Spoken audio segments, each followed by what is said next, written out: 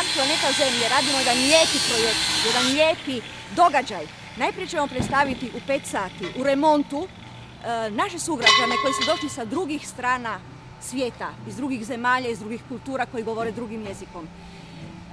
Oni će nam reći nešto malo o svojoj zemlji i probati će pronaći jednu poslovicu koja govori o tom suživotu, o nečemu što je različito, ali to različito se poštuje, kao recimo kod nas je to 100 ljudi 100 čudi. Poslije toga, u 18 sati, na ovoj bini počinje koncert bendova koji sviraju u remontu.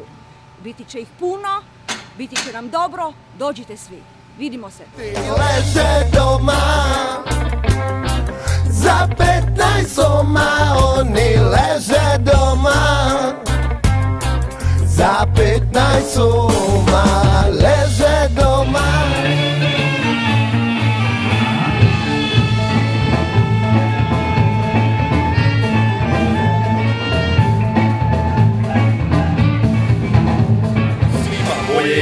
Šupak, nekim ljudima drago dok sam drugima šupak. I ovaj zvuk što dolazi do vas je moj glas. Retro funk, biti full nabrijan bas. Hej, slušaj sad, kako to?